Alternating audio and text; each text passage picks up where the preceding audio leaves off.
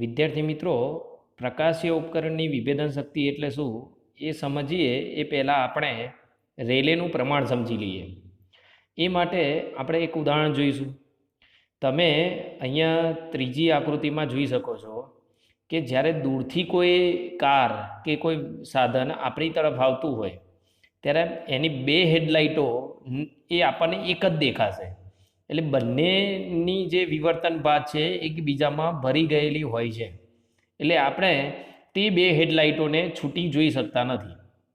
બીજી આકૃતિમાં જોઈ શકીએ છીએ તો થોડી બંને હેડલાઇટો છૂટી દેખાય છે. એટલે આપણા તરફ જ્યારે કાર આવતી હોય ત્યારે હેડલાઇટ થોડી છૂટી પડતી હોય એવું આપણને અનુભવાશે. અને જ્યારે આપણી પાસે ખૂબ જ નજીક આવશે ત્યારે બંને હેડલાઇટ આપણે છૂટી જોઈ શકીએ છીએ. તો આપણાથી એ હેડલાઇટો વચ્ચેનું ઓછામાં ઓછું કેટલું અંતરે હેડલાઇટો હશે કે જ્યારે આપણે એને સ્પષ્ટ છૂટી જોઈ શકીશું. તો આપણે રેલે એક પ્રમાણ આપ્યું કે બે વસ્તુ વચ્ચેનું લઘુત્તમ કોણીય અંતર, બે હેડલાઇટો વચ્ચેનો ખૂણો કેટલો હોય આપણી આંખથી કે જેથી બે હેડલાઇટો આપણને છૂટી દેખાય. તો જો એ માટે તમે બીજી આકૃતિ જોઈ શકો છો. બે બલ્બ છે, એ બલ્બમાંથી નીકળતો પ્રકાશ એ પડદા પર આપાત થાય ત્યારે એ પડદા એ બંને બલ્બની પ્રતિબિંબ છૂટા દેખાય.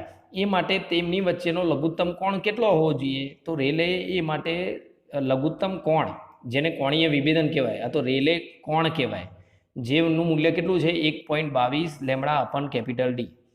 આટલા કોણે રહેલા બે બલ્બ એ આપણને એના પ્રતિબિંબ છૂટા આપશે. બીજી આકૃતિમાં પણ તમે જોઈ શકો છો એ બે બલ્બ વચ્ચેનો ખૂણો કેટલો છે 1.22 લેમ્બડા અપન કેપિટલ ડી. આને રેલેનું પ્રમાણ કહે છે.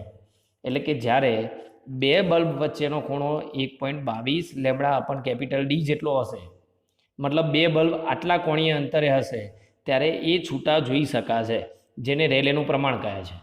અને હવે આપણે પ્રકાશીય ઉપકરણની વિભેદન શક્તિ સમજીએ. જય હિન્દ વિદ્યાર્થી મિત્રો, આ વિડીયોમાં આપણે પ્રકાશીય ઉપકરણની વિભેદન શક્તિ એટલે શું એ સમજાવી ટેલિસ્કોપની વિભેદન શક્તિ સમજવાની છે અને તે માટેના જરૂરી સૂત્ર મેળવવાના છે. ચલો, તો પહેલા આપણે પ્રકાશીય ઉપકરણની વિભેદન શક્તિ એટલે શું એ સમજી લઈએ. તો પ્રકાશીય ઉપકરણની વિભેદન શક્તિ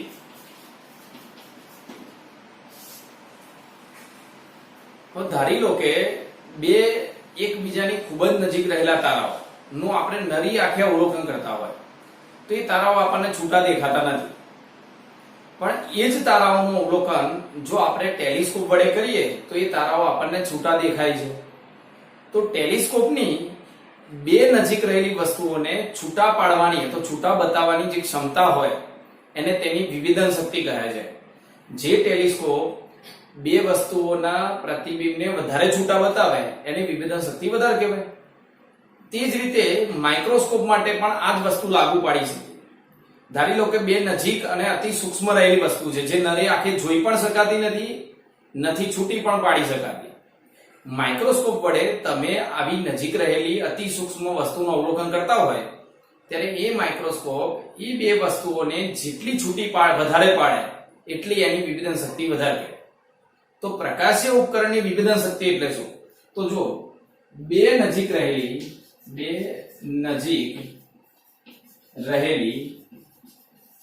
વસ્તુઓના પ્રતિબિંબને છૂટા દર્શાવવાની પ્રકાશીય ઉપકરણની ક્ષમતાને પ્રકાશીય ઉપકરણની વિભેદન શક્તિ કહે છે. આગળ તમે આવું લખ્યું, પ્રકાશીય ઉપકરણની વિભેદન શક્તિ કહે છે. હવે આગળ ધ્યાન આપજો. હવે પ્રકાશીય ઉપકરણમાં વિવર્તનના કારણે નજીક રહેલી જે વસ્તુ હોય એ વસ્તુ અથવા તો તેના પ્રતિબિંબને જોવામાં મુશ્કેલી પડે છે. શું કહેવા માંગે છે મતલબ સમજો. પ્રકાશીય ઉપકરણ વડે જ્યારે તમે કોઈ વસ્તુને જોતા હોય તો વસ્તુમાંથી પ્રકાશના કિરણો એ પ્રકાશીય ઉપકરણના ઓબ્જેક્ટિવ લેન્સમાં દાખલ થાય. હવે ઓબ્જેક્ટિવ લેન્સ એ પ્રકાશના કિરણો માટે અડચણ તરીકે વર્તે અને અડચણ તરીકે વર્તે ત્યારે એનું જે પ્રતિબિંબ મળે એમાં વિવર્તન ભાત રચાય. તો આ વિવર્તનના કારણે એ જે વસ્તુનું પ્રતિબિંબ છે એ સ્પષ્ટ દેખાતું નથી અથવા સ્પષ્ટ છૂટું પડતું નથી. કેટલી મુશ્કેલી ઉદ્ભવે છે. એટલે યાદ રાખજો, પ્રકાશીય ઉપકરણમાં વિવર્તનના લીધે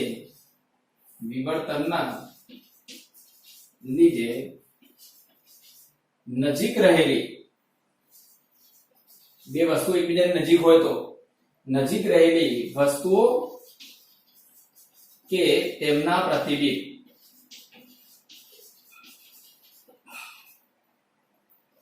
જોવામાં મુશ્કેલી પડે છે.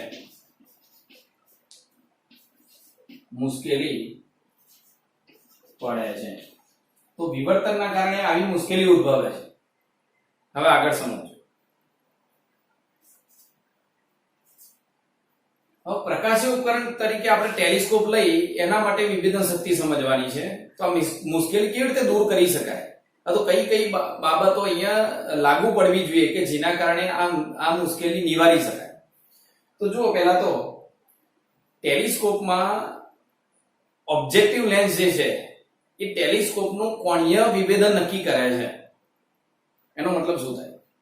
કોઈ વસ્તુ તમે ટેલિસ્કોપના ઓબ્જેક્ટિવ લેન્સ, વસ્તુ તરફના લેન્સ સામે વસ્તુ મૂકી દીધી, તો વસ્તુનું પ્રતિબિંબ કેટલું મોટું અને છૂટું પાડવાની ક્ષમતા છે એ ઓબ્જેક્ટિવ લેન્સ વડે નક્કી થાય છે. તમે ઓબ્જેક્ટિવ લેન્સ કેવો લીધો છે એના પર આધાર રાખે છે. એટલે ટેલિસ્કોપનો ઓબ્જેક્ટિવ લેન્સ વસ્તુને સ્પષ્ટ બતાવે છે પણ ખરી અને મોટી પણ છૂટી પણ પાડે છે. બરોબર? એટલે યાદ રાખવાનું, ટેલિસ્કોપનો કોણીય વિભેદન એ તેના ઓબ્જેક્ટિવ લેન્સ વડે નક્કી થાય છે. કોણીય વિભેદન એટલે ફરીથી એકવાર કહી દઉં, કોઈ વસ્તુ તમે ઓબ્જેક્ટિવ લેન્સ સામે મૂકી હોય તો ખૂણાની દ્રષ્ટિએ એ વસ્તુનું પ્રતિબિંબ કેટલું મોટું બતાવશે, તથા બે વસ્તુ હોય તો એના પ્રતિબિંબને કેટલા છૂટા બતાવશે એ ઓબ્જેક્ટિવ લેન્સ વડે નક્કી થાય. જ્યારે બીજો એક લેન્સ હોય ટેલિસ્કોપમાં, તમને ખબર છે આઈપીસ હોય, તો આઈપીસ શું કામ કરે છે? જ્યારે આઈપીસ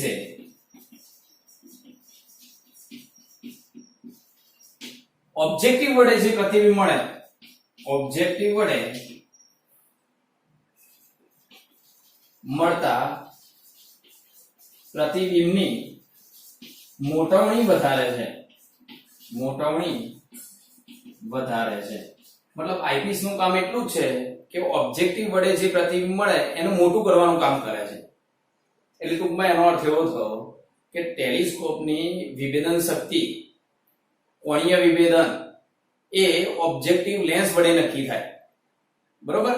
તો આપણા ઓબ્જેક્ટિવ લેન્સ ધ્યાનમાં રાખીને કેટલીક બાબતો આપણે ટેલિસ્કોપ માટે સમજીશું. બરોબર ને? અહીંયા જોજો. તો આપણે શું કરીએ, અહીંયા જો એક બહિર્ગોળ લેન્સ લઈ લીધો, અહીં ધ્યાન આપજો, અહીંયા બહિર્ગોળ લેન્સ છે.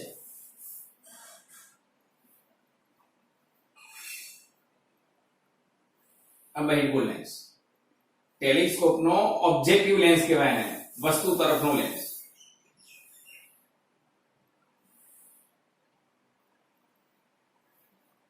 હવે આ બાજુ કોઈ વસ્તુ મૂકી હોય તો વસ્તુ ક્યાં હોય ટેલિસ્કોપમાં? તો તારા કે ગ્રહોનું અવલોકન કરતા હોય તો એ ખૂબ જ દૂર હોય, અનંત અંતરે. એટલે એમાંથી આવતા કિરણો કેવા હોય? સમાંતર. એટલે ટેલિસ્કોપના બહિર્ગોળ લેન્સ, ઓબ્જેક્ટિવ લેન્સ પર જ્યારે સમાંતર કિરણો આપાત થાય, કારણ કે તારા કે ગ્રહો ખૂબ જ દૂર રહેલા હોય અને એમાંથી આવતા કિરણો સમાંતર હોય, તો આ કિરણો વિવર્તનના કારણે, આ બહિર્ગોળ લેન્સના કારણે શું થશે? એ વિવર્તન થશે એ કિરણોનું. અને વિવર્તનના કારણે કોઈ એક બિંદુ આગળ કેન્દ્રિત થવાને બદલે પરિમિત ક્ષેત્રફળ ધરાવતા ટપકા સ્વરૂપે કેન્દ્રિત થાય છે. આ પરિમિત ક્ષેત્રફળ ધરાવતું ટપકું થયું એના સ્વરૂપે કેન્દ્રિત થાય. આ રીતે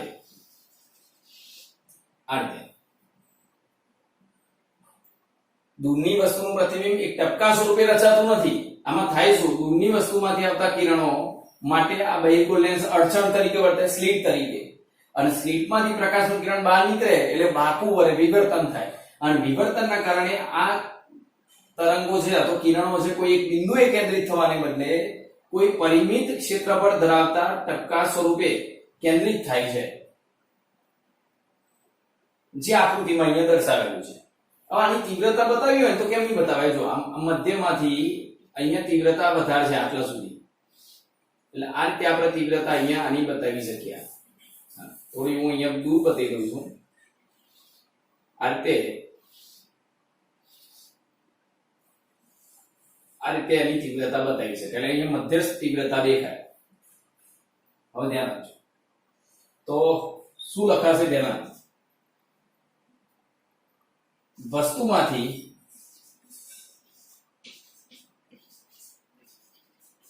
આવતા સમાંતર કિરણપુંજ એ ટેલિસ્કોપના ઓબ્જેક્ટિવ લેન્સ કૌંસમાં બહિર્ગોળ લેન્સ વડે વિવર્તન પામી એટલે વાંકાવળી કોઈ બિંદુ પર કેન્દ્રિત થવાને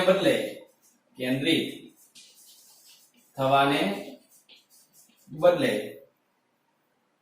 પરિમિત ક્ષેત્રફળ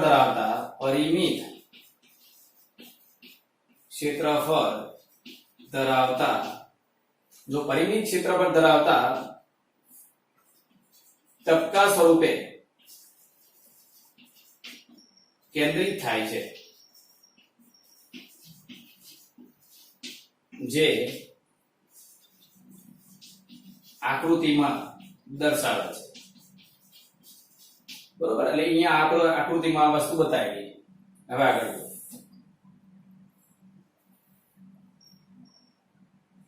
સમજો. હવે જો આ બહિર્ગોળ લેન્સ જે છે અનંત અંતરે વસ્તુ હોય એટલે જે પ્રતિબિંબ રચાય એ મુખ્ય કેન્દ્ર આગળ જ રચાય, એટલે કેન્દ્ર લંબાઈ જેટલા અંતરે જ રચાય. એટલે બહિર્ગોળ લેન્સ ની હવે બીજી એક વસ્તુ એ પહેલા અહીંયા જે પ્રતિબિંબ મળે છે વિવર્તનના કારણે ના લીધે જે પ્રકાશિત ભાગ રચાય છે, પ્રકાશિત ભાગ અથવા વર્તુળ કૌંસમાં વર્તુળ ને એરીઝ ડિસ્ક કહે છે. એરીઝ ડિસ્ક તથા તેની આજુબાજુ આ જે પ્રકાશિત અપ્રકાશિત વલયો જોવા મળે છે. જો આ એક વલય અહીંયા બતાવ્યો છે, એવા બીજા પણ મળે.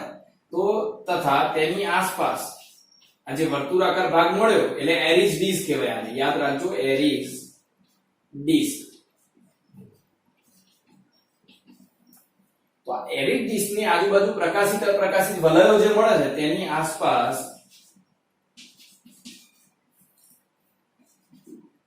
જે પ્રકાશિત કે અપ્રકાશિત વલયો મળે છે તેને એરીઝ રિંગ કહે છે. એટલે એનો મતલબ શું થયો? અહીંયા જે ધારો કે એક બિંદુવત વસ્તુ હતી અનંત અંતરે, એમાંથી આવતા કિરણો લેન્સ પર આપાત થાય. આ લેન્સના કારણે એનું વિવર્તન થયું અને આ રીતે વિવર્તન ભાત રચાય. તો વિવર્તન ભાતની અંદર મધ્યસ્થ પ્રકાશિત જે વર્તુળ મળ્યું અથવા ભાગ મળ્યો એને એરીઝ ડિસ્ક કહેવાય, અને આજુબાજુ પ્રકાશિત અપ્રકાશિત જે વલયો મળી એને કહેવાય એરીઝ રિંગ. આને એરીઝ રિંગ કહેવાય. હવે જો હવે સીધી વસ્તુ છે કે વસ્તુ અનંત અંતરે હોય ટેલિસ્કોપમાં, દૂરની વસ્તુ તારા કે ગ્રહનું અવલોકન કરતા હોય તો પ્રતિબિંબ ક્યાં રચાય? મુખ્ય કેન્દ્ર F પર, એટલે કેન્દ્ર લંબાઈ જેટલા અંતરે. એટલે જો બહિર્ગોળ લેન્સ ની કેન્દ્ર લંબાઈ F હોય તથા તેની કેન્દ્ર લંબાઈ f હોય અને એનો વ્યાસ 2d હોય 2a હોય 2a એનો વ્યાસ 2a હોય 2 સ્મોલ a તથા તેનો વ્યાસ 2a હોય તો આ મધ્યસ્થ અધિકતમની જે ત્રિજ્યા મધ્યથી આટલો ભાગ એને ત્રિજ્યા કહેવાય આટલો ભાગ તો મધ્યસ્થ અધિકતમની ત્રિજ્યા મધ્યસ્થ અધિકતમની ત્રિજ્યા એ કયા સૂત્ર વડે આપવામાં આવે છે ધ્યાન આપજો મધ્યસ્થ અધિકતમની ત્રિજ્યા r0 બરાબર સમજો જો આ ટેલિસ્કોપની કેન્દ્ર લંબાઈ f અને એનો વ્યાસ 2a હોય તો આ મધ્યસ્થ અધિકતમની જે ત્રિજ્યા છે આ મધ્યસ્થ અધિકતમ જે રચાઈ છે અહીંયા વિવર્તન ભાતની અંદર આ જે એરી ડિસ્ક છે એની ત્રિજ્યા તો મધ્યસ્થ અધિકતમની ત્રિજ્યા બીજો શબ્દ આના માટે મધ્યસ્થ અધિકતમ પણ કહેવાય એની ત્રિજ્યા r0 બરાબર ત્રિજ્યા r0 બરાબર 1.22 લેમ્ડા ઇન્ટુ f અપન 2a વડે દર્શાવવામાં આવે છે અને બીજી રીતે લખવું હોય તો 1.22 ભાગ્યા 2 એટલે 0.61 લેમ્ડા f અપન a વડે દર્શાવવામાં આવે છે આ એની ત્રિજ્યા આટલી મળે છે મધ્યસ્થ અધિકતમ જે વિવર્તન ભાત રચાય એમાં મધ્યસ્થ જે અધિકતમ છે એટલે કે એરી ડિસ્ક છે એની ત્રિજ્યા કેટલી મળે છે r0 1.22 લેમ્ડા f અપન 2a એટલે 2a એટલે વ્યાસ f એટલે કેન્દ્ર લંબાઈ અને લેમ્ડા એટલે આપાત પ્રકાશની તરંગ લંબાઈ હવે ધ્યાન આપજો તો મધ્યસ્થ અધિકતમ જે રચાયો એની ત્રિજ્યા આટલી મળી આપણને આટલી જ મળે એ રેલેનું પ્રમાણ છે શું એ આગળ આપણે ચર્ચા કરીશું એની કારણ કે આપણે એનસીઈઆરટી ની બુકમાં આપેલું નથી એટલે હવે આગળ જો હવે અહીંયાથી આ મધ્યથી આનો કોણીય અંતર લેવું ને ખૂણો લેવો હોય અને ડેલ્ટા થીટા લખાય તો એમાં આ r0 એ ચાપ થાય આ ત્રિજ્યા થાય અને આ ખૂણો થાય તો હવે r0 ને બદલે શું લખાય r0 બરાબર એટલે ચાપ બરાબર ખૂણો ઇન્ટુ ત્રિજ્યા એટલે f ઇન્ટુ ડેલ્ટા થીટા એના પરથી તમે ચાપને શું લખી શકો આમ મધ્યસ્થ અધિકતમની ત્રિજ્યા r0 નું શું લખી શકો ત્રિજ્યા r બરાબર ખૂણો ઇન્ટુ ત્રિજ્યા સોરી મધ્યસ્થ અધિકતમની ત્રિજ્યા એ ચાપ થાય સમજો બરોબર મધ્યસ્થ અધિકતમની ત્રિજ્યા એટલે ચાપ બરાબર ખૂણો ઇન્ટુ ત્રિજ્યા f ઇન્ટુ ડેલ્ટા થીટા લખાય તો r0 ની જગ્યાએ f ઇન્ટુ ડેલ્ટા થીટા લખી દો તમે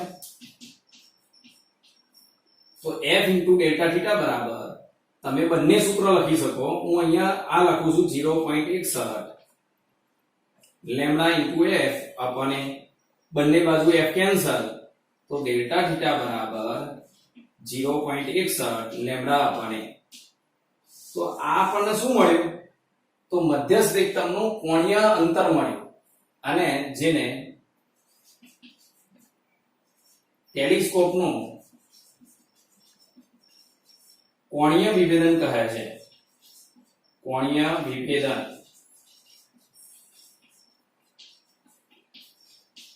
આને ટેલિસ્કોપનું કોણીય વિભેદન કહેવાય હવે આગળ જો આ ટેલિસ્કોપના ઓબ્જેક્ટિવ લેન્સ વડે આપણે બે નજીક રહેલી વસ્તુનું અવલોકન કરતા બે વસ્તુ એકબીજાની ખૂબ જ નજીક છે એનું અવલોકન આપણે કરતા હોય તો એ વસ્તુમાંથી આવતા કિરણો માટે આ ઓબ્જેક્ટિવ લેન્સ એ અડચણ તરીકે વર્તે અને પરિણામે આ બાજુ વિવર્તન ભાત રચાય તો બંને વસ્તુઓની વિવર્તન ભાત કેવી મળી જુઓ તો પ્રતિબિંબો કહેવાય અને વિવર્તન ભાત વચ્ચે એરિચ ડિસ્ક એટલે મધ્યસ્થ અધિકતમ અને આજુબાજુ પ્રકાશિત અપ્રકાશિત વલયો જેમ આનું મળે છે એમ ઉપર એ મળે છે હવે તમે અહીંયા જોઈ શકો છો કે બે વસ્તુના પ્રતિબિંબ સ્પષ્ટ જસ્ટ છૂટા દેખાય છે બે વસ્તુઓ જે હતી એના પ્રતિબિંબ ઓબ્જેક્ટિવ લેન્સ વડે જસ્ટ છૂટા દેખાયા અત્યારે છૂટા દેખાય છે જો આનાથી ઓછા ખૂણે આ વસ્તુ એનાથી ઓછા ખૂણે હોત તો અહીંયા બે ભેગા થઈ જોત એટલે વસ્તુના પ્રતિબિંબ છૂટા દેખાવત નહીં તો છેલ્લા કયા ખૂણે આપણને છૂટા દેખાય આટલા ખૂણે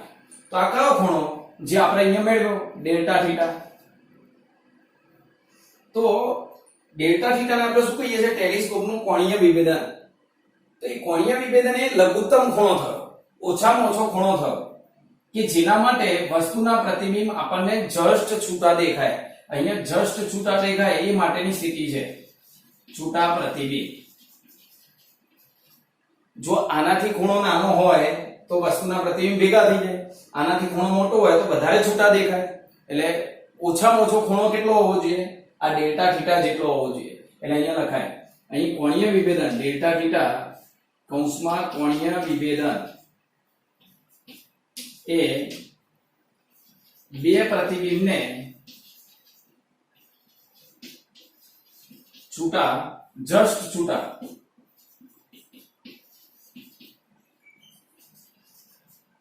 દર્શાવવા માટેનો લઘુત્તમ કોણ છે. લઘુત્તમ કોણ છે મતલબ ફરીથી એકવાર સમજો, બે વસ્તુઓ એકબીજાથી ઓછામાં ઓછા આટલા ખૂણે તો હોવી જ જોઈએ. કોણીય વિભેદન જેટલા ખૂણે એટલે કેટલા? 0.61 લેમ્ડા બાય a. આટલા ખૂણે બે વસ્તુ રહેલી હોય તો એના પ્રતિબિંબ જસ્ટ છૂટા દેખાશે, અને એનાથી વધારે ખૂણે હોય તો વધારે છૂટા દેખાશે. પણ એનાથી ઓછા ખૂણે હશે તો એકબીજામાં ભળી જશે. એટલે આ લઘુત્તમ ખૂણો થયો, બરોબર, કોણીય વિભેદન. તો બે પ્રતિબિંબ છૂટા પડે તે માટે નો લઘુત્તમ કોણ કૌંસમાં કોણીય વિભેદન. લઘુત્તમ કોણ એટલે કોણીય વિભેદન માટેનું કોણીય વિભેદન. તો delta theta is equal to, જો આને કેવી રીતે લખાય? 0.61 લેમ્ડા અપન a. અને બીજી આ રીતે પણ લખાય. જો બે વડે આપણે અહીંયા ભાગી નાખ્યા હતા, તમે જોઈએ 1.22 ભાગે 2 કર્યા હતા. જો હું બે વડે ઉપર નીચે ગુણી નાખું તો બે વડે ગુણું તો 1.22 થઈ જાય લેમ્ડા, અને નીચે બે વડે ગુણું તો 2a. તો જ્યાં 2a શું છે? જ્યાં 2a એ આ ઓબ્જેક્ટિવ લેન્સનો વ્યાસ છે. એપર્ચર કહેવાય, અડચણ, સ્લિટ, એનો વ્યાસ છે. એટલે 2a એ ઓબ્જેક્ટિવ લેન્સનો, ઓબ્જેક્ટિવ અથવા એપર્ચર ઓબ્જેક્ટિવ નો વ્યાસ. આવો સમજો. કોઈ ટેલિસ્કોપ ઓછા ખૂણે રહેલી વસ્તુને પણ છૂટા બતાવે છે. કોઈ ટેલિસ્કોપ છે એ નાના ખૂણે રહેલી વસ્તુને પણ વધારે છૂટા બતાવે છે, તો એની વિભેદન શક્તિ વધારે કહેવાય. નાના ખૂણે રહેલી વસ્તુને વધારે છૂટા પાડતી હોય તો એની વિભેદન શક્તિ વધારે. એટલે ખૂણો નાનો, વિભેદન શક્તિ મોટી, તો છૂટા વધારે બતાવે. એટલે વિભેદન શક્તિ કોને કહેવાય? ટેલિસ્કોપની. તો આ કોણીય વિભેદનના વ્યસ્તને ટેલિસ્કોપના